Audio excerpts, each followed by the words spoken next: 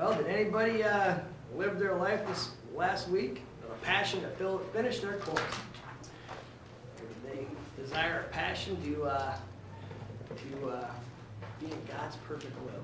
That's what we all should be doing. That's what our desire should be. Find my spot. All right. Did anybody hear this last week? Did they pick the path of least resistance, or did they pick the path of most resistance? Did anybody here swim upstream against the things of this world, or did they just kind of go with the flow? All right.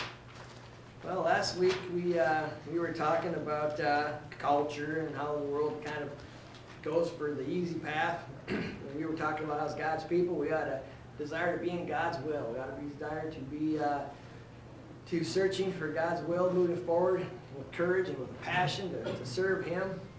After all, we only have one life, right? We got to live it. We got to desire to live it well, and live it serving the Lord.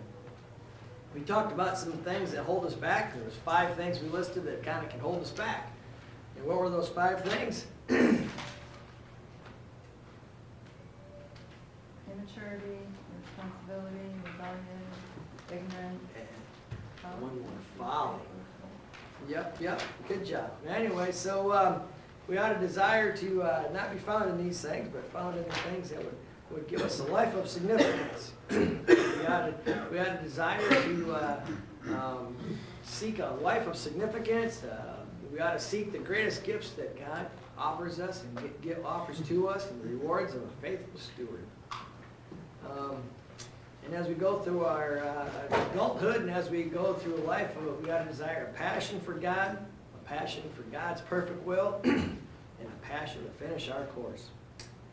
Let me see here. And then last week I left off with the author of the book had an account, or he shared there's a person that he thought he was a counselor. He was the author of this book is a counselor, and he knew of a family. He knew of at the time was an 8-year-old, which I'll read the account and the story. But we think about the story, the life quest, and finishing our course and living a life with a passion to serve the Lord.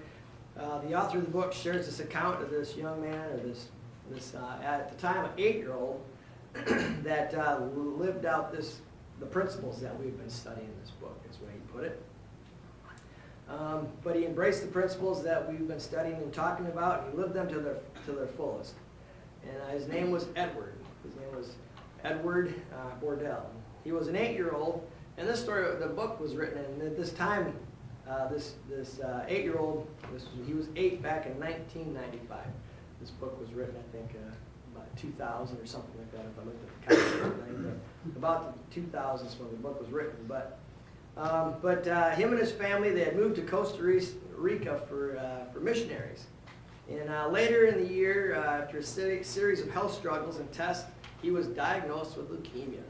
And we all know what leukemia is, and we all know that it's a form of cancer in blood.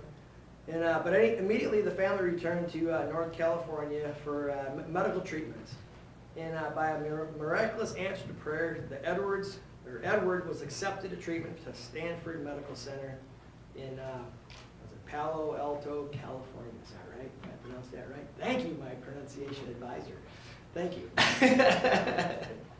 But anyway, not knowing even what leukemia was at the time, Edward, 8 years old. So not knowing what leukemia even was at the time, he began to accept God's path of life that He had for him, and he was willing to and courageous. And he started going through, of course, you're going to be going through chemotherapy and different treatments. For 14 months, he endured hospital stays and hair loss and pain and fever. He endured headaches and just physical exhaustion. Anybody that goes through that chemotherapy and all that stuff, it drains you. It takes you down. He intentionally scheduled his treatments for Wednesdays so that by Sunday he could be strong enough to attend church with his family.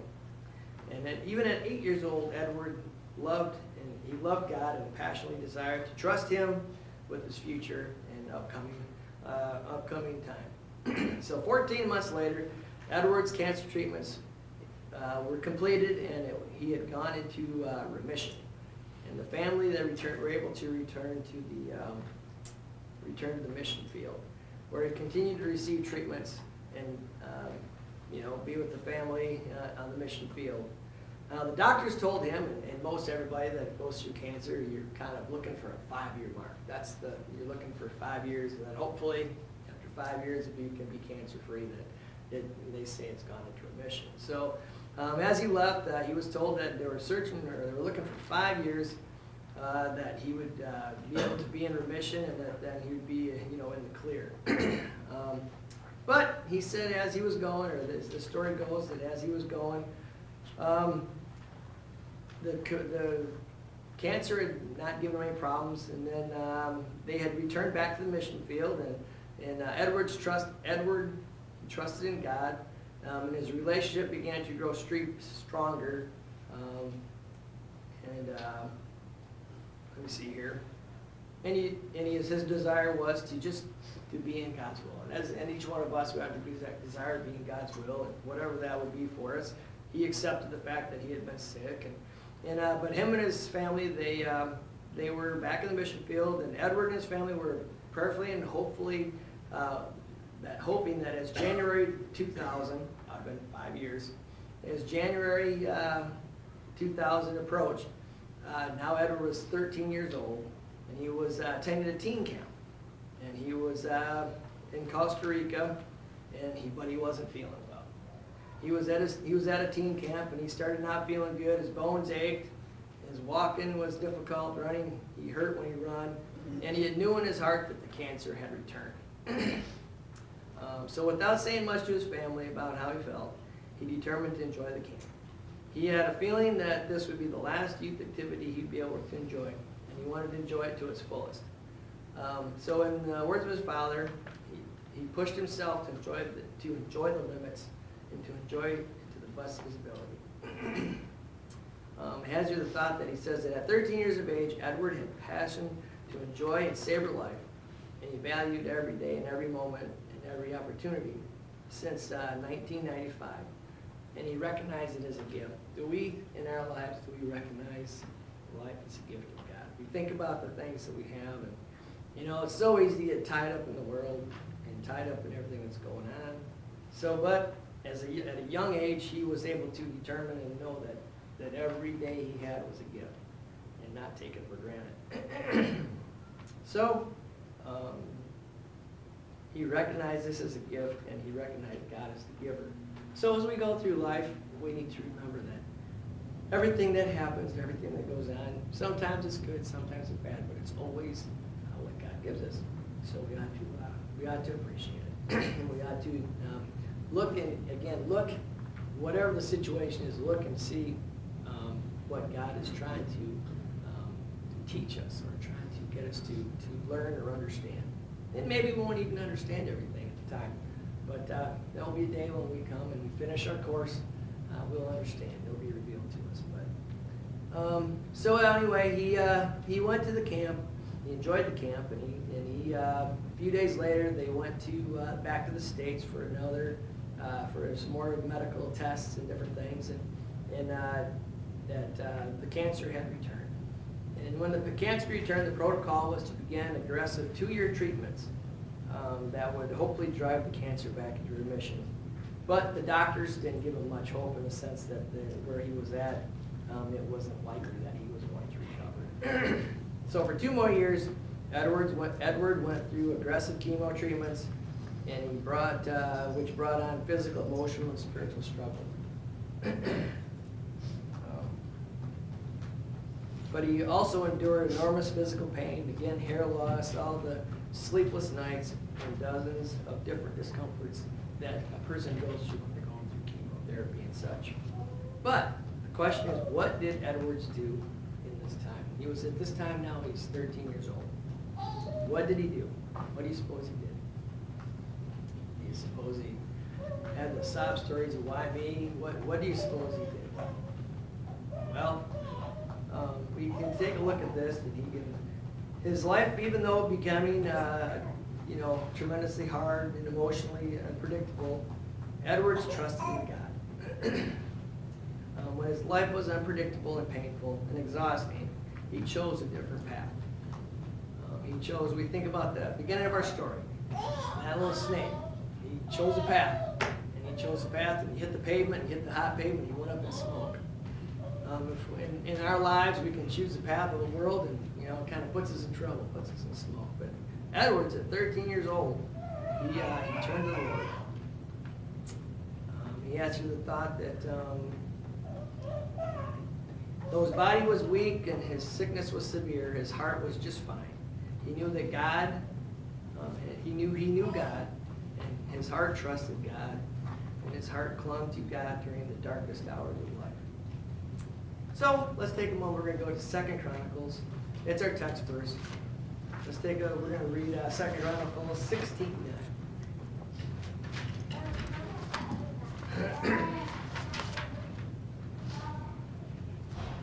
What's that? Can you read that for us, Mr. D? Sure. For the eyes of the Lord run to and fro throughout the whole earth, to show himself strong in the behalf of them whose heart is perfect toward him. All right, and again, if you guys remember, we talked about this in the beginning of our study, but his heart was perfect. He was sinless, flawless. He was perfect. Is that what that means? What did we say that meant? His heart was perfect. His heart was, yeah. I'm sorry, go ahead. At peace? At peace and fixed, loyal to. He trusted, he totally trusted in God. As he went through his sickness and such, he never wanted to burden anyone with his illness, especially his family. And he would hide the pain as much as possible.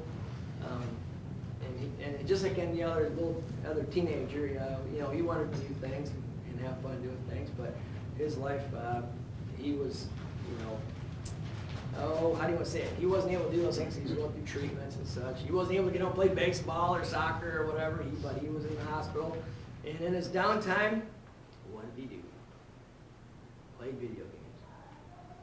Probably not. What do you suppose he did?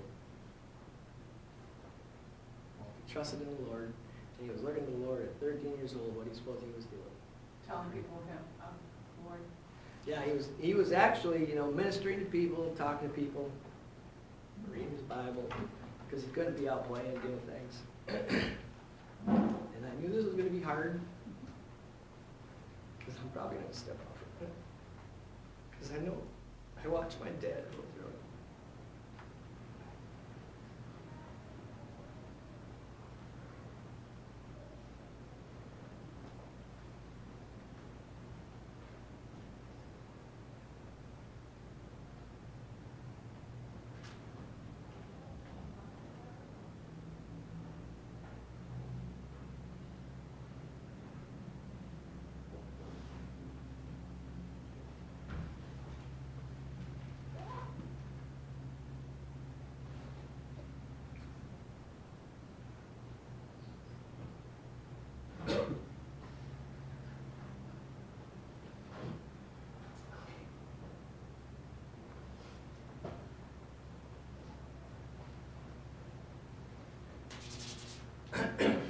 All right, so I'm back.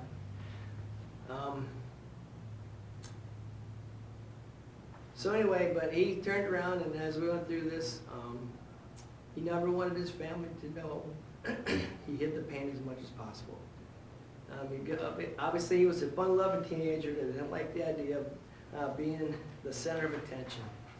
He was humble and sincere, and he savored every moment of life that God gave him.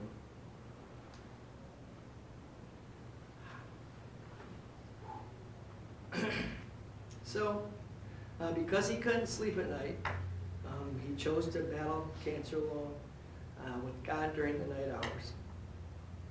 While the family was sleeping, I suppose he did. Right? Yep, prayed. There was time. He prayed, read God's word, and tried not to stir and make too much noise to wake up any of his family.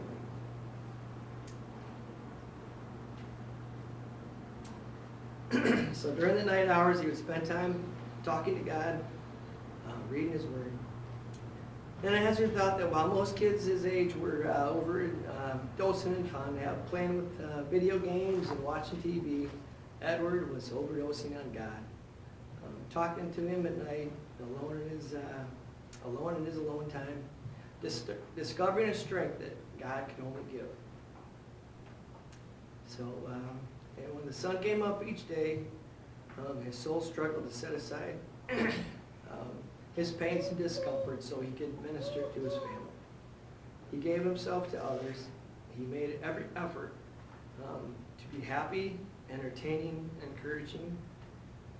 He comforted his siblings and his parents and trusted in God.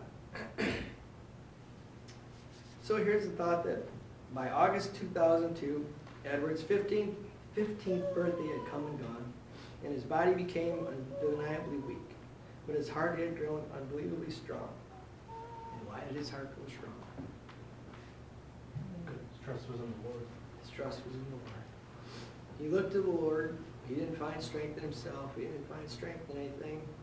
Kind of like what you were sharing with this morning.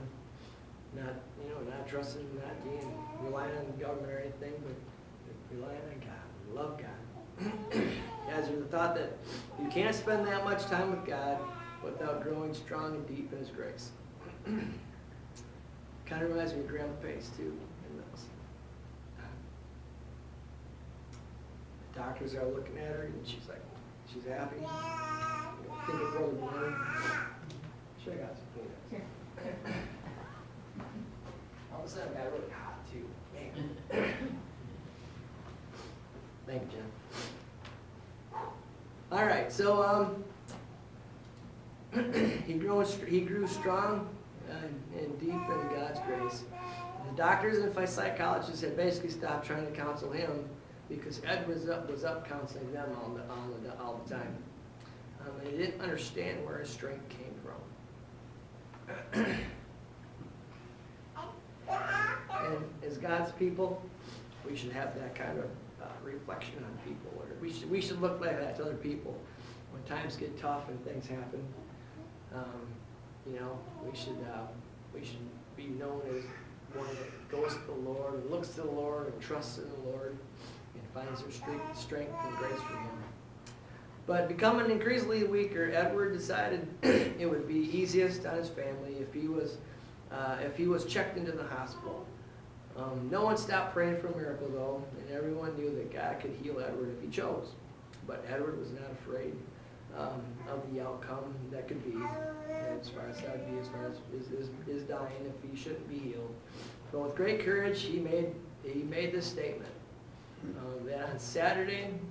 He made the statement on Saturday that if he checked into the hospital at Stanford University, he said, "Dad, by Friday at noon, I'm out of here."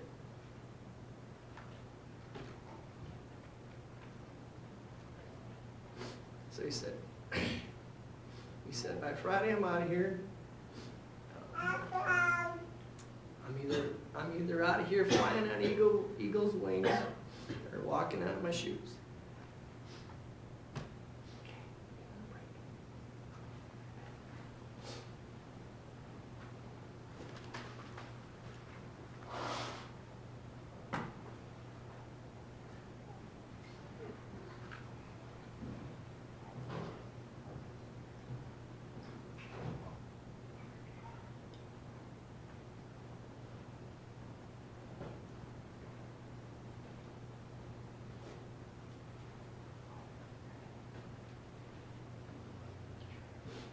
And I knew this was going to be hard because a lot of it lines up with my dad and what I saw him go through.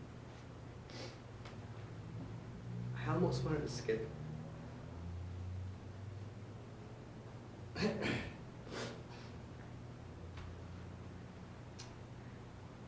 where was I? Okay, so he says to his dad that by Friday, by noon, I'm either out of here flying on eagle's wings, or I'm walking in my shoes. And during the next few days, family and friends came to see him and encourage him. Yet every one of them would stop by and tell you on the way out that he encouraged them more than they were able to encourage him. He even began to plan his memorial service. And he told his parents, it's going to be an upbeat thing because I'll be going home to heaven, and that's an upbeat thing. I feel bad for your suffering, but one day we'll all be together again. And then by Thursday, 9 p.m., Edward's pain had become so difficult or so bad that he could hardly lay down in bed. The doctors offered him morphine, but he refused because he knew the morphine removed the pain, but along with that would also make him semi-comatose, and he wanted to be awake with his family and be with his family and friends. He said he didn't want to sleep his life away. He wanted to be awake for every visitor and be an encouragement to them. See here. Then somewhere around 11 o'clock Thursday, Edward's organs began to shut down, and he could barely sit up, or he could only sit up. He wasn't strong enough to hold himself up, so his dad sat with him and held him up on the end of the bed.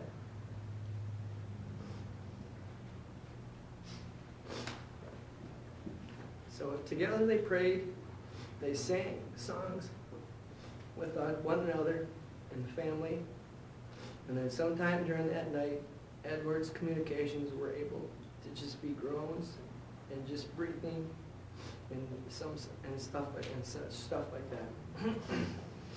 He responded to every word his father said, and he was aware that things were happening and that he wasn't going to make it up. We know that entire 7-year battle, he had never complained. Let's put that a little bit too.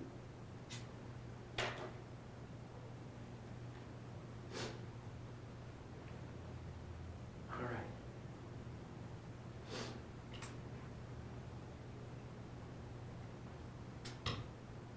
Okay, as you thought that some months prior, can't say.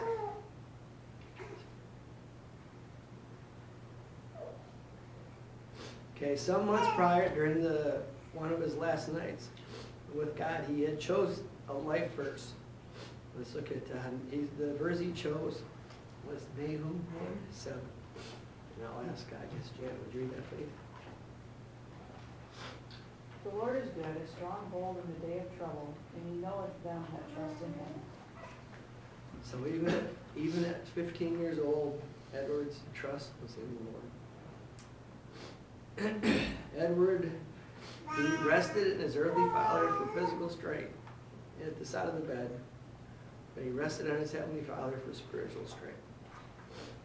The last 7 years were spent in God's arms, and the last 13 hours was with his father, earthly father.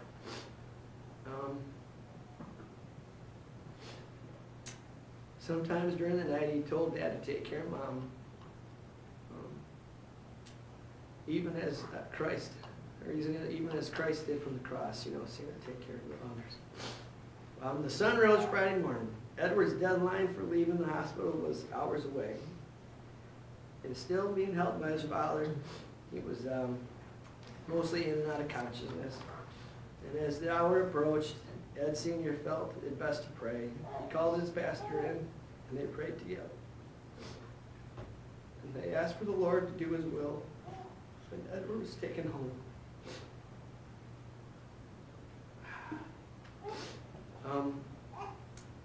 Edward Sr. had a difficult time explaining the next experience, but he closed in prayer and immediately sensed that Edward was gone. He was out on eagle's wings, as he put it. So still sold in his son, he laid him down. And then Edward, and just comes back to the story of how Edward embraced his life with a passion. He faced the future with courage. He savored every moment. He treasured every relationship, and he trusted in God every step of the way. And as God's people, we ought to desire to do the same thing. and desire to finish our course with joy. So, as we go through, we're going to kind of go through some things now. And as we finish our study, why do we finish with Edward's story? Well, the author, we're going to take a look at some things. We're going to look at number 2 in our book is what's waiting for us. Okay, good, I got that. Now we can get back to the straight here. So much that lines up with our situation with Dad because, like I say, we were able to sit and sing, family be around them, made it tough. So, but we're through it. So we're going to be okay. And anything that's in the family knows because they were all there living, so they can remember. But why did the author finish with this story? Well, let's put it in perspective here. So what's waiting for us? The second thought, what is waiting for us? Part 1 has your thought that Edward had no interest in folly. He chose wisdom. He chose to understand life. He was the furthest thing from rebellious, immaturity, or irresponsibility. He realized early that life had a purpose and that God was the giver of that purpose. He realized that the future was precious, and you could say that cancer in a sense changed his whole perspective of how he looked at it because he didn't have the chance just to kind of not think about it. He had to realize that he was given a short time and he had to enjoy it. Versus someone that might just not think any of it and just expect the next day and not how do I say it? Yeah, just so we can go through life just expecting tomorrow. But we really, as God's word says, we have no guarantees on tomorrow. We ought to live our life to the fullest, and we ought to live our life to the fullest to serve God every day. Part 2, another thought would be Edward's walk through life with his head up.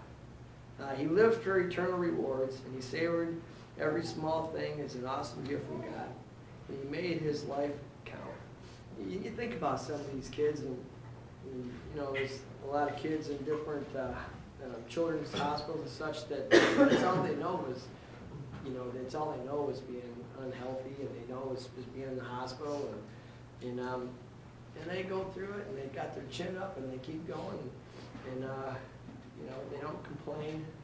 They don't know any better, but we just ought to go through life, and we ought to desire to, in all things, just trust in God, look to Him for answers, and just look to Him for grace. But Edwards walked through life with his head up. He lived for, again, the eternal rewards, and he savored every small thing that he could. He lived to serve God, to help others, and to know Christ. And that's our life. We ought to live our lives to. A lot of times we get tied up in self, and that's one of the things of this world. When we think of culture in this world is get tied up in self. Instead of focusing on others and others' needs and being a help to others, you get tired. You get caught up in yourself. When you get caught up in yourself, then you get the case of the poor me's and the different things like that. But we ought to focus on others. And think of Christ and the example he was. He focused on others, not his needs, but others' needs. But he had a passion. Let me see here. He desired to help others to know Christ and honor his family. He found significance with God. Hazard thought that Edward had more significance in his short 15 years of life than most people may have in a lifetime. He had made much impact on many people. Again, think of great Grandma Pace and think of Grandma Pace and everyone.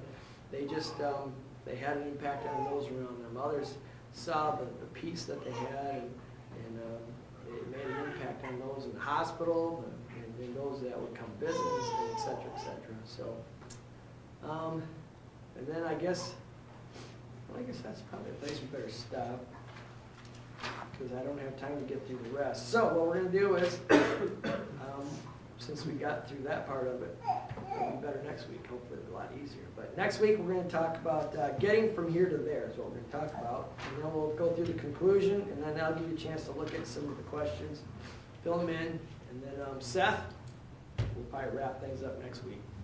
And then we'll pass the baton, we'll make the exchange. But